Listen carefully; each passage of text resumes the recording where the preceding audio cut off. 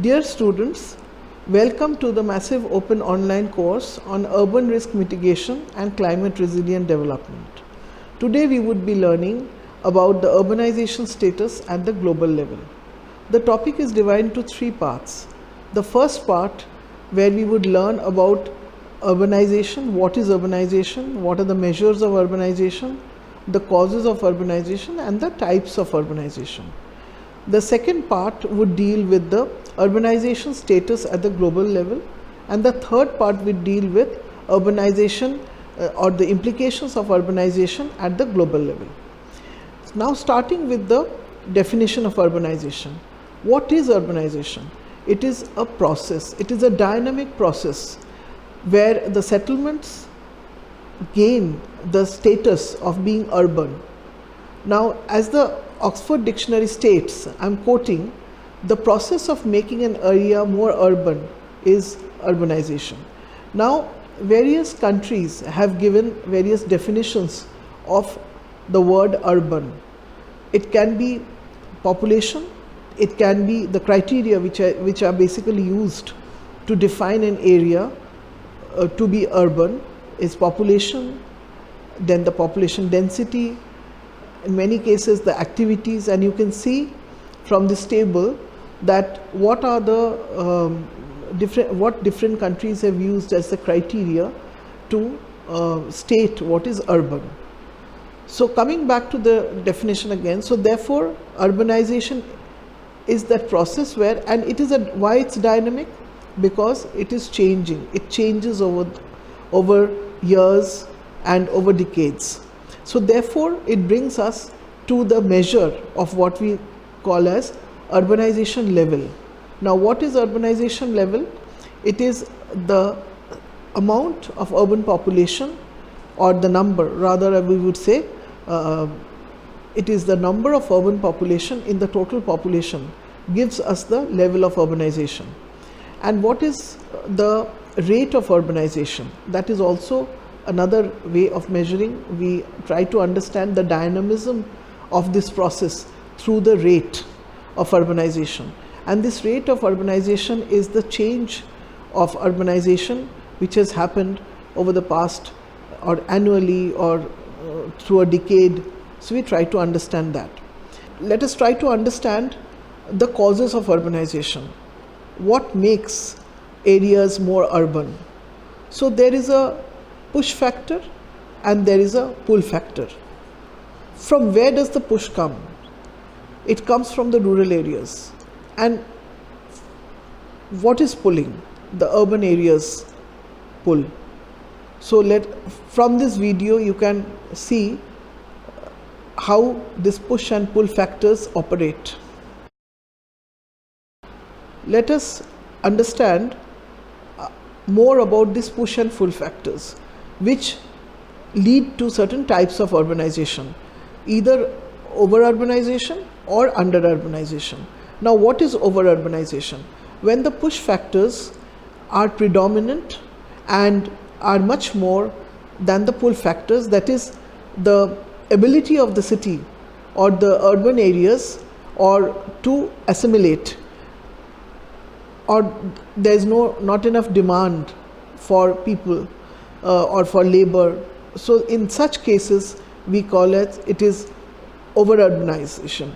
And countries like India, Turkey, these countries are examples where over urbanization is taking place. Under urbanization happens in such situations where the migration is not overpowering and urban areas have reduced rate of urbanization. It happens in China, and now we are going to go to the next part. Happened in China. Apart from the classification of over urbanization and under urbanization, we see that there is another classification that is about planned urbanization and unplanned urbanization. In many of our countries we see that there is unplanned urbanization, and that is why the there is also negative implications. But urbanization, if it is planned, can bring in lot of benefits. As we can see, a planned urbanization emphasizes the benefits of cities, such as the capacity to generate wealth, employment, as well as coexistence benefits and the diversity of cultural exchanges. It can curb the area available for urbanization needs with careful planning and a balanced approach. Now, what is unplanned urbanization? As I said, in many countries, for example, India, China, we had unplanned urbanization. That is, unplanned urbanization is more spontaneous. So it usually doesn't provide enough public space, enough basic services, or attention to the principles of what urbanization or good urbanization would have brought in. So, or it does not enable the citizens to enjoy the benefits of living in a city for which they have migrated. Coming to the global trends, we see that the urbanization have increased. In 2007, it showed 50%. In 2015, it showed 53.85%. In 2018, it is 55%, and it is projected to be 66% in 2050. Now we see the variations, the national variations in the urbanization level. If you see from this drawing, India, China, Africa, they show a lower level of urbanization. But when we see the rate of urbanization, we find that they have higher rates. So we now come to how much land, if we really look at the land area under urban settlements across countries in the world, we see that US and then has about 8 lakh square kilometer of land area which is under urban. Then in the other countries, if you see in India, it is about 2 lakh square kilometer under urban. But per unit area, we see that India has a higher per unit area of land as urban. If we look at the mega cities at the world level,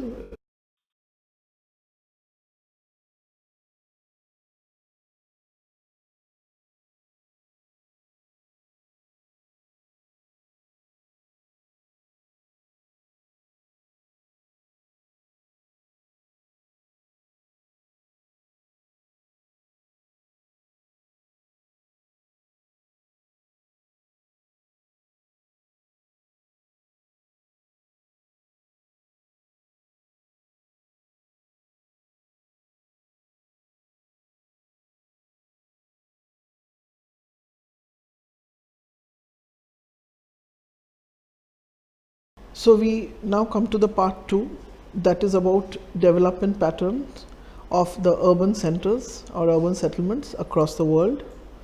We see that the cities are of different hierarchy. That is, there are smaller cities, there are medium-sized cities, there are large cities, and there are mega cities. And these cities, because the process is dynamic, city growth, city is growing, and therefore this process is dynamic. So we see that the cities have been growing, and more mega cities is predicted to come up in the eastern part of the world, predominantly India and China.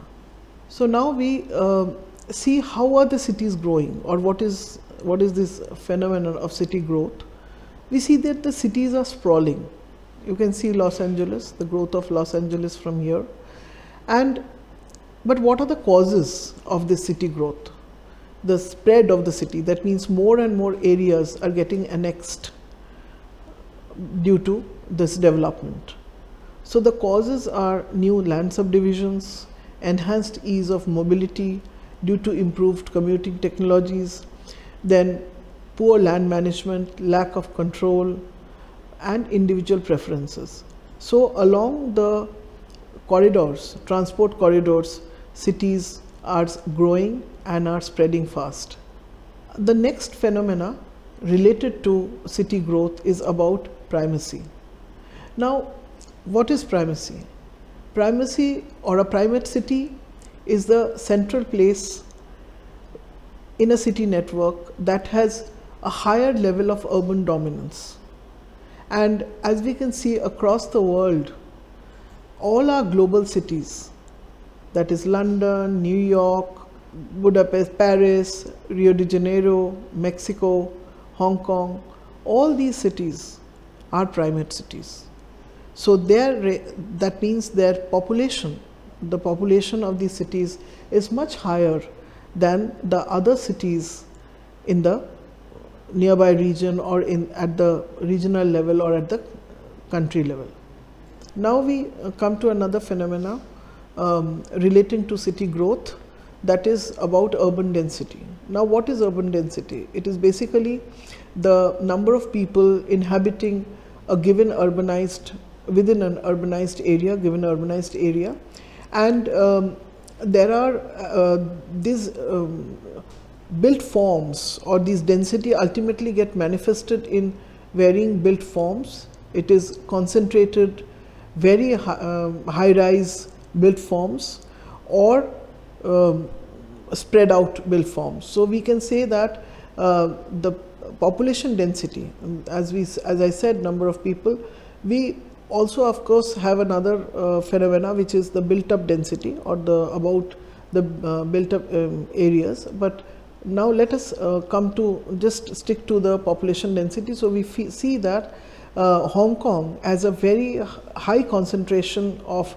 or the entire population lives in very compact development, very high rise compact development, and in New York City, it is parts of the city are high rise development, but then there are also some areas which shows that the development is not high rise. And then we have London. So you can see how London, what sort of development pattern London has. And about Mexico, these figures show the Mexico, Sao Paulo and Shanghai. Now when we come to Mumbai, as an Indian case, we can see how Mumbai compares with other cities like Istanbul and Johannesburg. So these are how people, basically these figures show how people, the number of people are housed in what sort of built forms, whether it is high rise built forms or whether it is low rise, sprawl. So that is what this part speaks about. Coming to the part 3, that is about implications of urbanization at the global level.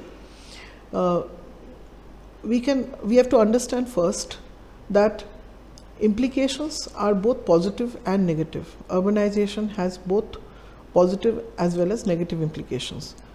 So these implications we have to understand under 4 major heads, that is the physical implication, the social implications, the economic implications and the environmental implications. Now coming to the positive physical implications of urbanization at the global level, we find that there are planned urban open spaces, built environment, then there is advanced traffic networks and connectivity, then there is better services and infrastructure. So these are all the positive implications, and that means these sort of facilities and services the city has to offer to its residents. While we have positive implications of urbanizations, positive physical implication of urbanization, we see that there are negative implications also in terms of unplanned growth, sprawl, overcrowding, congestion, and there are challenges in providing urban services to the city periphery. So these sort of challenges exist for the city residents and for the people who are providing the city services. Next are we discuss about the positive social implications. After all, city is about people. So people, when they live in the city, what sort of positive social implications are there is better quality of life, better access to basic services and facilities, including health and education facilities. So, and that's why many people migrate for a better quality of life. So the city, one of the positive aspects of